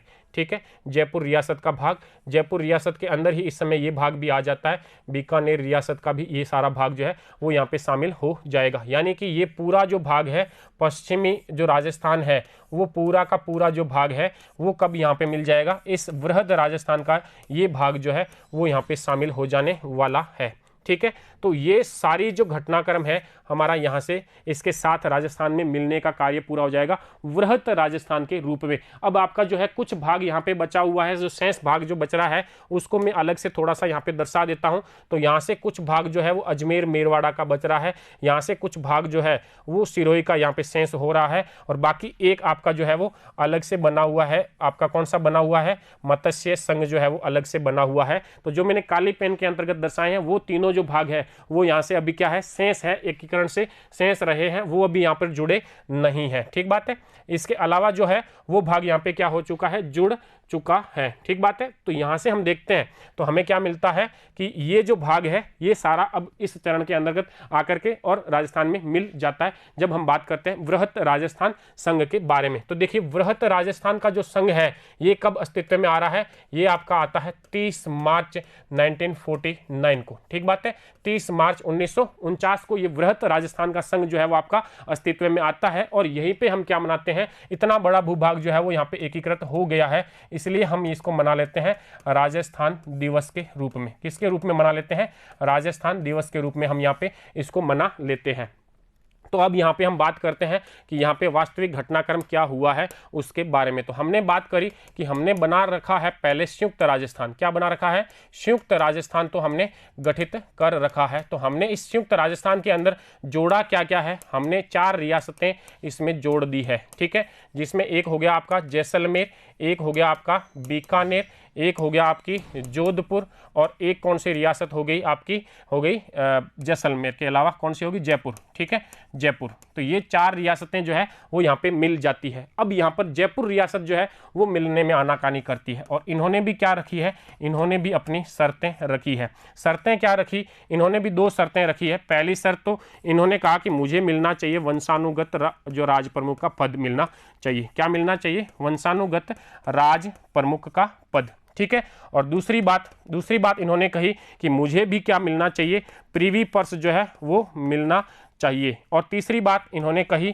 कि जो राजधानी है वो क्या होनी चाहिए, वो होनी चाहिए आपकी जयपुर। राजधानी किसको बनाना है, जयपुर को राजधानी बनानी पड़ेगी। ठीक बात है, ये 3 चीजें जो है वो इनके द्वारा भी मांगी गई। अब यहाँ पर जो है देखिए इनको भी जो है वो संतुष्ट किया जाने वाला है। इनको कहा कि ठीक है राज प्रमुख आपको बना देंगे। क्या चाहिए, प्रीविस चाहिए, चलिए पकड़िए 18 लाख रुपए। कितने, 18 लाख रुपए ले लीजिए। 18 लाख रुपए का क्या दे दिया गया इनको, प्रीविपर्स दे दिया गया। राजधानी क्या रखनी है, जयपुर रखनी है, ठीक है रख लेंगे। तो राजधानी भी क्या रख लेंगे, जयपुर हम रखने वाले हैं। अब देखिए पहले भी वादे किए जा चुके हैं, यहाँ पे भी वादे किए जा रहे हैं, इनका किस प्रकार से समायोजन होना है उस चीज़ को हम देखते हैं। तो यहाँ पर बात कर रहे हैं राज प्रमुख की। तो राज प्रमुख का जो पद है वो किसको दिया गया, तो वो दे दिया गया जयपुर को। किसको दे दिया, जयपुर को। और जयपुर के शासक है यहाँ पर मानसिंह सेकंड, मानसिंह द्वितीय। ठीक है, मानसिंह द्वितीय को क्या बना दिए, यहाँ पे आप राज प्रमुख बना दिए। अब देखिए यहाँ पे जो है एक नया पद बनाया गया और वो पद कौन सा हो गया, महाराज प्रमुख। कौन हो गए, महाराज प्रमुख। और अब ये महाराज प्रमुख का पद जो है वो किसको मिल गया, ये मिल गया मेवाड़ को मिल गया, भूपाल सिंह को मिल गया। यानी कि इनको भी ऊंचा बना दिया और इनसे भी क्या कर लिया, बात मनवा ली जयपुर वाले शासक से भी। जो है लोह पुरुष की जो कूटनीति है वो यही है, अलग अलग पद बना करके इनको क्या किया, संतुष्ट कर दिया है। अब रही बात वरिष्ठ उप राज प्रमुख की और कनिष्ठ उप राज प्रमुख की, तो यहाँ पे 2 पद और निर्धारित हुए हैं वरिष्ठ उप राज प्रमुख के। कौन सा पद है, वरिष्ठ उप राज प्रमुख। और एक पद आपका कौन सा आ जाता है, कनिष्ठ उप राज प्रमुख। ठीक बात है, कनिष्ठ उप राज प्रमुख। तो वरिष्ठ उप राज प्रमुख का जो पद है वो तो दे दिया जाता है जोधपुर को। किसको देते हैं, जोधपुर को। और किसको देते हैं, कोटा को। जोधपुर के हनुमंत सिंह और कोटा के भीम सिंह। इसके अलावा जो कनिष्ठ उपराज प्रमुख है ये पद दे दिए जाते हैं बूंदी को, और बूंदी के साथ साथ किसको दे देते हैं, डूंगरपुर को दे देते हैं। डूंगरपुर के लक्ष्मण सिंह, बूंदी के बहादुर सिंह। ठीक बात है। अब देखिए अब यहाँ पे घटनाक्रम क्या हो रहा है, इनको तो ये पद तो दे दिए। अब पद देने के साथ साथ बात करें राजधानी की, तो राजधानी जो है वो कहाँ पे ट्रांसफर हो गई, राजधानी ट्रांसफर हो गई आपकी जयपुर के अंदर। कहाँ पे ट्रांसफर हुई, जयपुर के अंदर। ठीक है, बात कर लें प्रधानमंत्री की, तो प्रधानमंत्री यहाँ पे कौन बनाए गए, अब प्रधानमंत्री यहाँ पे बनाए गए हीरालाल शास्त्री को। किसको बनाया गया, हीरालाल शास्त्री को ये जिम्मेदारी सौंपी गई प्रधानमंत्री पद की। इसके अलावा देखिए यहाँ पे उद्घाटन की बात करें तो इस संघ का जो है वो उद्घाटन किसके द्वारा हुआ, तो ये रियासती विभाग के प्रमुख स्वयं यहाँ पर आए हैं, सरदार वल्लभ भाई पटेल के द्वारा क्या हुआ है, इस विभाग का उद्घाटन यहाँ पे हुआ है। अब बात कर ले इनके अलावा प्रीवी पर्स की, तो प्रीवी पर्स में हमने देख लिया मेवाड़ को हमने कितना दिया था, 20 लाख दिए थे। फिर हमने बात करी थी कि जयपुर को, किसको, जयपुर को कितने दे दिए थे हमने, 18 लाख दे दिए थे। फिर हम बात करते हैं किसके बारे में, जोधपुर के बारे में। तो जोधपुर के जो शासक हैं हनुमंत सिंह, इनको दिए 17.5 लाख। फिर बात करते हैं हम बीकानेर के बारे में, बीकानेर के शार्दुल सिंह, इनको दिए 17 लाख। फिर बात करते हैं जैसलमेर के बारे में। तो जैसलमेर का जो शासक है इनको दिया 2 लाख और 2.8 2,80,000 रुपये के आसपास जो है वो इनको क्या मिली है, प्रीवी पर्स मिली है। ठीक है, तो कुल मिलाकर के ये बात हो गई आपकी किसके बारे में, ये बात आपकी पूरी हुई है। आपका जो चरण है, कौन सा चरण आ रहा है, ये राजस्थान दिवस जब हम मना रहे हैं, यानी कि वृहत राजस्थान संघ के गठन की बात आ रही है। वृहत राजस्थान संघ का गठन 30 मार्च 1949 राजस्थान दिवस के रूप में हुआ। पटेल स्वयं आकर के यहाँ पे उद्घाटन करते हैं। हीरालाल शास्त्री यहाँ पे मंत्रिमंडल बनाते हैं। इसके अंतर्गत जो है कई प्रकार के मंत्रियों को भी नियुक्त कर दिया जाता है। फिर हम देखते हैं राजधानी जयपुर रखी जाती है। वरिष्ठ उपराज प्रमुख का पद जोधपुर कोटा के शासक को, कनिष्ठ उपराज प्रमुख का पद बूंदी और डोंगरपुर के शासक को दिया जाता है। इसके अलावा महाराज प्रमुख मेवाड़ के भूपाल सिंह को बनाते हैं। राज प्रमुख जयपुर के मान सिंह सेकंड को बना दिया जाता है। इसके अलावा राजधानी जयपुर की प्रीवी पर्स की, और ये क्या थी, इनकी कुछ मांगे थी। 4 रियासतों के यहाँ पे विलय से कौन सा संघ बनता है आपका, यहाँ पे जो है वृहद राजस्थान, यानी कि राजस्थान का निर्माण यहाँ पे हो जाता है। राजस्थान दिवस की हम क्या कर लेते हैं, यहाँ पे स्थापना कर लेते हैं। ठीक बात है। तो अब यहां से आपका अगला जो चरण है वो प्रारंभ होने वाला है। 4 चरण के बाद में अब आपका आएगा संयुक्त वृहद राजस्थान का संघ। संयुक्त वृहद राजस्थान का संघ का मतलब ये हुआ कि अब क्या करना है आपको, और जो मत्स्य संघ सबसे पहले हमने निर्मित किया था उसको मिला देना है, किसके अंतर्गत, राजस्थान के अंतर्गत मिलाने का कार्य हमें करना है। तो देखिए यहां से हम समझते हैं कि किस प्रकार से जो है वो संयुक्त वृहद राजस्थान संघ का हमारे निर्माण होता है। हमने बात करी थी कि यहां पर हमारे समक्ष जो है वो 4 रियासतों का एक अलग से संघ बनाया जा चुका है। अलवर, भरतपुर, धौलपुर और करौली का संघ जो है वो मत्स्य संघ के नाम से मिलाया जा चुका है। इस संघ के बारे में हमने बात करनी है। अब ये यहाँ पे 4 रियासतें हैं। रियासतें कितनी हैं, 4 रियासतें हैं। एक कौन सी हो गई आपकी, अलवर हो गई, ठीक है। एक कौन सी हो गई आपकी, भरतपुर हो गई, ठीक है। और एक कौन सी हो गई, करौली हो गई। और एक कौन सी हो गई, ये हो गई धौलपुर। ठीक बात है। अब यहाँ पर ये जो रियासतें हैं इनमें भी मतभेद है। इनमें से बात करें अलवर और करौली के बारे में, तो ये तो मिलना चाहती है राजस्थान में। ये कहाँ मिलना चाहती है, ये राजस्थान में विलय चाहती है। जबकि बात करें भरतपुर और धौलपुर के बारे में, तो ये कहाँ मिलना चाहती है, ये मिलना चाहती है उत्तर प्रदेश में। किस में मिलना चाहती है ये रियासतें, उत्तर प्रदेश राज्य में मिलना चाहती है। 2 रियासतें राजस्थान में मिलना चाहती है। अब इसका क्या होगा, इसका जो है वो निपटारा करने के लिए, इस विवाद को निपटाने के लिए एक समिति नियुक्त की जाती है, शंकर राव देव की नियुक्ति। ठीक है, शंकर राव देव समिति की स्थापना की जाती है। इस शंकर राव देव समिति ने यहाँ पर कार्य किया और इन्होंने कहा कि भरतपुर और धौलपुर के शासक तो उत्तर प्रदेश में मिलना चाहते हैं, लेकिन भरतपुर और धौलपुर की जनता वो कहाँ चाहती है, वो राजस्थान में मिलना चाहती है। तो इनकी सिफारिश पर, शंकर राव देव समिति की सिफारिश पर अलवर, भरतपुर, धौलपुर और करौली, इन चारों का जो विलय है वो किस में कर दिया जाता है, वो राजस्थान में कर दिया जाता है। ठीक है, इस प्रकार से हम यहाँ पर देख लेते हैं कि ये जो हमारा अस्तित्व आ रहा है वो आ रहा है वृहद राजस्थान के अंदर। वृहद जो राजस्थान बना हुआ है आपका, इसमें हम मिला रहे हैं, किसको मिला रहे हैं, मत्स्य संघ को यहाँ पर हम मिला रहे हैं। और इस मत्स्य संघ को मिलाने के बाद हमारे सामने क्या आ जाएगा, हमारे सामने आ जाएगा संयुक्त वृहद राजस्थान संघ का अस्तित्व आने वाला है। ठीक है बात। तो ये मत्स्य संघ को हमने यहाँ पर मिला लिया और हमारे सामने आ गया संयुक्त वृहद राजस्थान संघ। ठीक है, अब इस संयुक्त वृहद राजस्थान संघ के अंदर वही बातें रहने वाली है जो हमने पहले कर ली है। राजधानी अब वही रहने वाली है जयपुर, उसके अलावा जो प्रधानमंत्री है वही रहने वाले हैं हीरालाल शास्त्री, राज प्रमुख वही रहने वाले हैं महाराज प्रमुख, कनिष्ठ, वरिष्ठ, उपराज प्रमुख, सारे जो पद है अब वो के वो ही लास्ट तक चलने वाले, उसमें कहीं किसी प्रकार का कोई परिवर्तन आने वाला नहीं है। तो उसको हम यहाँ से फिर से लिखने वाले नहीं है। आपने पिछले के अंदर लिख रखा है जिसमें हमने बात करी है कि ये जो पद जो है, ये जो है पद अब आगे भी इसी प्रकार से चलते रहेंगे। अब यहाँ से जो है वो कोई उद्घाटन भी नहीं होने वाला है, क्योंकि राजस्थान तो बनाया जा चुका है वृहद राजस्थान के रूप में। ठीक है, तो अब राजस्थान का उद्घाटन करने की और कोई आवश्यकता यहाँ पे है नहीं। तो ये हो गया आपका संयुक्त वृहद राजस्थान, यानी कि 5वां चरण। 5वें चरण में क्या हुआ, मत्स्य संघ का इसके अंदर क्या हो गया, विलय हो गया है। ठीक बात है। अब आगे बढ़ते हैं और 6ठे चरण की तरफ आगे बढ़ेंगे। तो अपने सामने आता है, ये आता है, इसका नाम यहाँ पे गलत लिख लिया है, सिर्फ और सिर्फ जो है वो राजस्थान संघ जो है यही अपना यहाँ पे नाम है। ठीक बात है, राजस्थान संघ इतना ही नाम है और कुछ भी नाम यहाँ पे नहीं है, क्योंकि ये पे ये जो है वो राजस्थान ही निर्माण हो रहा है। अब राजस्थान और फिर वर्तमान राजस्थान के रूप में हम इसको जानने वाले हैं। देखिए अब यहाँ से हम समझते हैं कि यहाँ पे क्या घटनाक्रम हो रही है 6ठे चरण के अंतर्गत। तो छठे चरण के अंदर देखिए क्या हो रहा है, बात कर रहे हैं छठे चरण की। कौन सा चरण आ गया है अब आपका?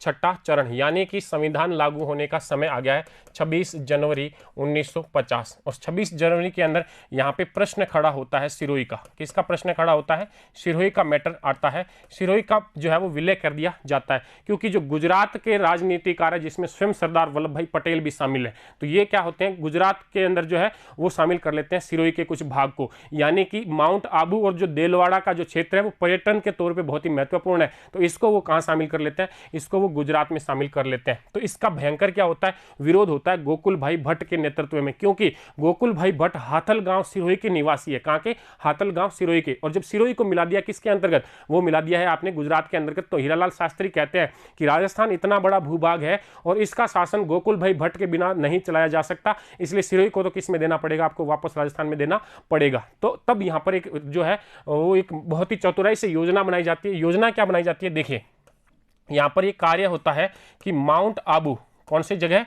माउंट आबू, और कुछ 89 गांव हैं। कितने गांव हैं? 89 गांव है। बात कर ले एरिया की तो 304 वर्ग मील का एरिया है। ठीक है, ये जो एरिया है इतना जो है 89 गांवों समेत माउंट आबू, इस 89 गांव में शामिल हो गया आपका देलवाड़ा भी। क्या हो गया? देलवाड़ा भी इसमें शामिल है। ये तो मिला लिए जाते हैं। 304 वर्ग मील का एरिया जो है वो तो कहाँ मिला लेते हैं? गुजरात के अंदर मिला लेते हैं। और शेष सिरोही जो बचा है वो मिला लेते हैं कहाँ पे? राजस्थान के अंदर मिला लिया जाता है। ठीक है, ये घटना कब की है? ये घटना है आपकी 26 जनवरी 1950 की ये घटना है। 89 गांवों का एक समूह, 304 वर्ग किलोमीटर का एरिया, जिसमें शामिल है माउंट आबू और देलवाड़ा का क्षेत्र, ये मिला दिया गया गुजरात के अंदर। शेष जो है सिरोही, जिसमें हाथल शामिल है, बोले आपको गोकुल भाई भट्ट और हाथल चाहिए, ये लो राजस्थान में। ठीक है, ये कहाँ मिला दिया जाता है? राजस्थान में मिला दिया जाता है। इसके खिलाफ जो है वो गोकुल भाई भट्ट के द्वारा एक विस्तृत आंदोलन छेड़ा जाता है। पूरे राजस्थान के अंदर जो है वो इसके प्रति तीव्र प्रतिक्रियाएं होती है। इसलिए आगे चल करके आपका चरण आ जाएगा 7वां चरण, जिसमें हम देखते हैं वर्तमान राजस्थान का लक्ष्य हमने क्या किया है? प्राप्त किया है। तो देखिए वर्तमान राजस्थान का लक्ष्य हम कैसे प्राप्त कर रहे हैं। तो ये जो विभिन्न एकीकरण के अंतर्गत जो मुद्दे शामिल हुए हैं, इन मुद्दों में कई प्रकार का जो है वो विवाद भी रहा है। तो इस विवाद को सुलझाने के लिए, इन विवाद को सुलझाने के लिए एक गठन किया गया है राज्य पुनर्गठन आयोग का। किसका गठन हुआ है? राज्य पुनर्गठन आयोग का जो है वहां पे होता है, राज्य पुनर्गठन आयोग, जिसको ही हम अन्य नाम से जानते हैं, तो वो नाम मिल जाता है फजल अली आयोग। कौन सा आयोग है ये? फजल अली आयोग। ठीक बात है।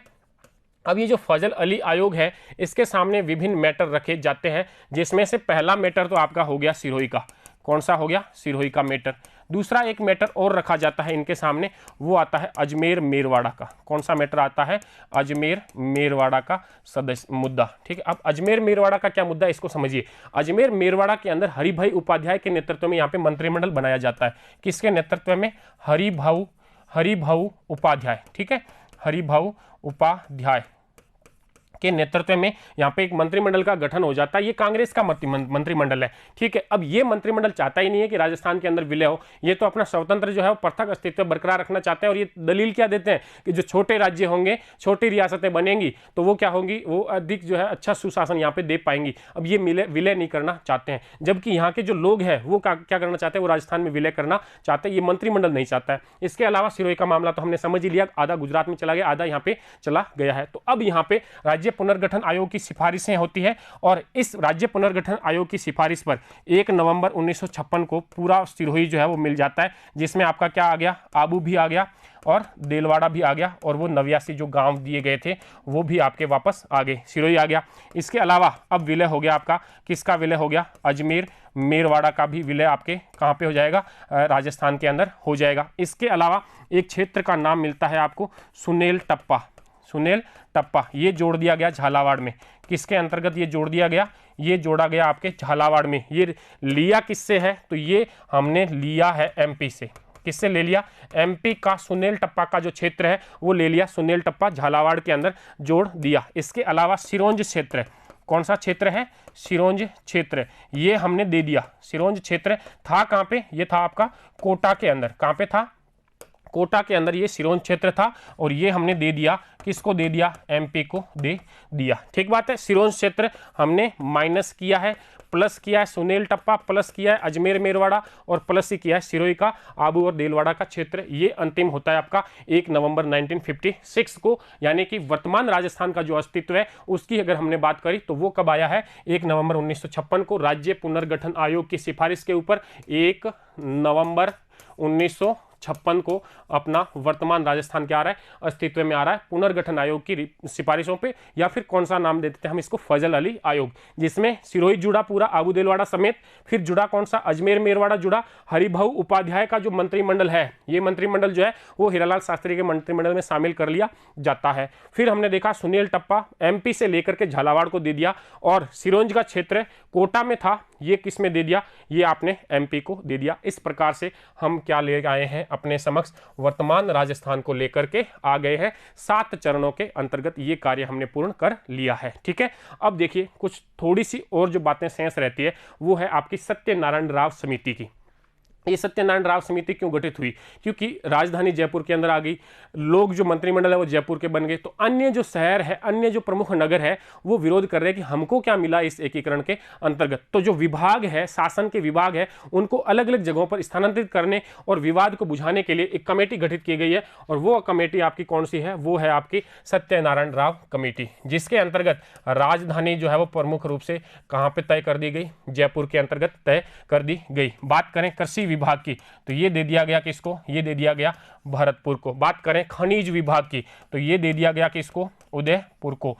ठीक है, बात करें उच्च न्यायालय हाईकोर्ट तो ये किसको मिल गया, ये मिल गया जोधपुर को। इसकी एक ब्रांच जो है वो कहाँ स्थापित कर दी गई, वो कर दी गई आपकी जयपुर के अंदर। शिक्षा विभाग ये किसको मिल गए, ये मिल गए बीकानेर को। किसको मिले, ये बीकानेर को मिल गए। वन और सहकारिता विभाग ये किसको मिल गया, कोटा को मिल गया।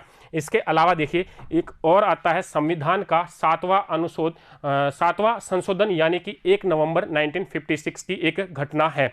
देखिए 1 नवंबर 1956 यानी कि 7वां संशोधन, इसमें क्या चीज़ें होती है वो समझनी है, सिर्फ आपको थोड़ा सा और यहाँ पर देखना है। 7वां संशोधन, देखिए 7वें संशोधन के तहत क्या होता है कि यहाँ पे पद है राज प्रमुख का, किसका पद है, राज प्रमुख का पद है, इसको कर देते हैं समाप्त, और इसके स्थान पे एक नया पद ले आते हैं राज्यपाल का पद, और राज्यपाल बनाया जाता है सबसे पहला राजस्थान के अंदर सरदार गुरुमुख निहाल सिंह। ठीक बात है, सरदार गुरुमुख निहाल सिंह को क्या बनाया जाता है, राज्यपाल बनाया जाता है राज प्रमुख के स्थान पे। पहला तो ये हो गया संविधान संशोधन 7वां। ठीक है, 1 नवंबर 1956 को ही होता है, ये भी 1 नवंबर 1956 को ही ये संविधान संशोधन अस्तित्व में आ रहा है। पहली बात तो ये। इसके अलावा 26 जनवरी 1950 के संविधान के तहत जब हमारे जो रियासतों का एकीकरण हुआ उस समय 3 प्रकार के राज्य रखे गए। श्रेणी जो है वो 3 प्रकार की थी। फर्स्ट श्रेणी के राज्य यानी कि ए, और इसके अलावा सेकंड श्रेणी के राज्य,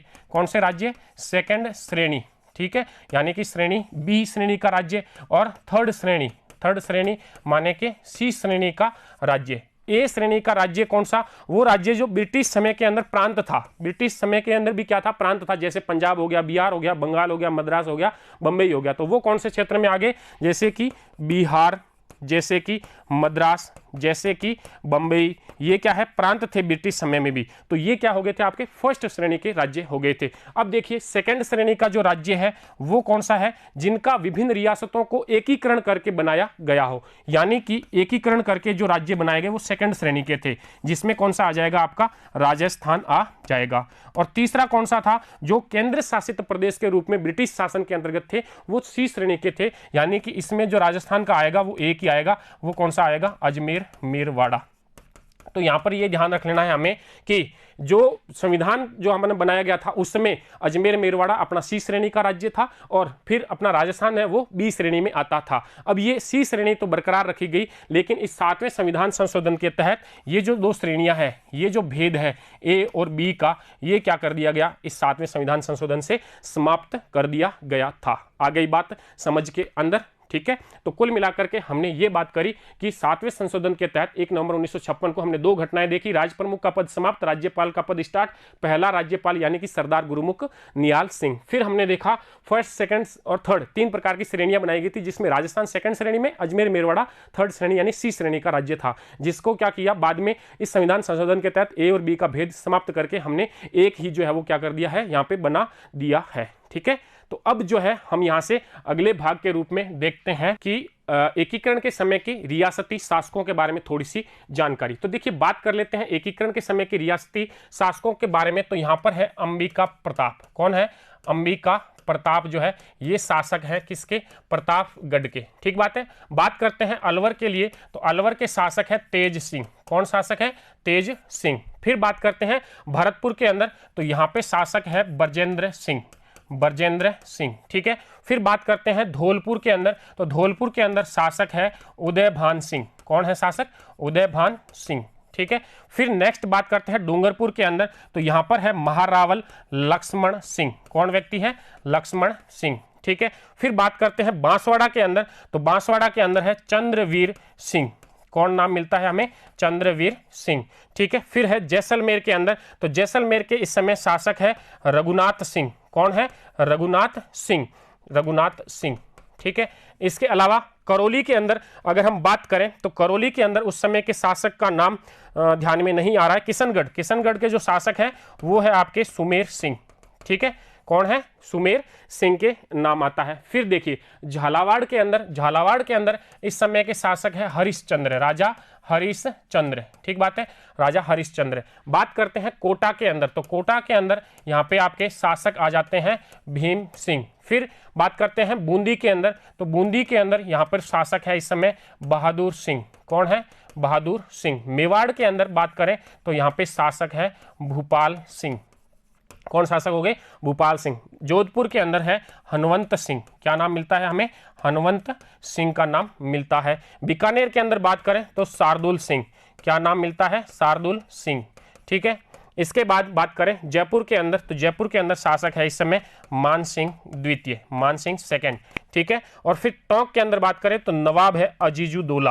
क्या नाम मिलता है? अजीजू दौला का नाम हमें यहाँ पे मिल जाता है। शाहपुरा के अंदर बात करें तो यहाँ पे शासक है सुदर्शन देव। कौन है शाहपुरा में? सुदर्शन देव जो है यहाँ पे शासक रहते हैं। तो कुछ मिलाकर के हमने बात करी कि एकीकरण के समय यानी कि 1947 से लेकर के हमारा 48 से लेकर के 1956 तक का जो एकीकरण का कार्यकाल चला है, जिसके अंतर्गत हमने 7 जो है वो चरण पूरे किए। और उन 7 चरणों के समय में यहाँ पर एकीकरण के समय में यहाँ के रियासती शासक कौन कौन थे, यानी कि अंतिम शासक है जब रियासतों का क्या हो जाता है, राजस्थान के अंदर एकीकरण हो जाता है। तो इस प्रकार से हमने राजस्थान के एकीकरण को 7 चरणों के अंतर्गत बांटते हुए पूर्ण तरीके से अध्ययन कर लिया है। और इसी के साथ आपका कक्षा 12 विषय इतिहास का जो सिलेबस है, जो पाठ्यक्रम है, वो हमारी तरफ से क्या हो जाता है?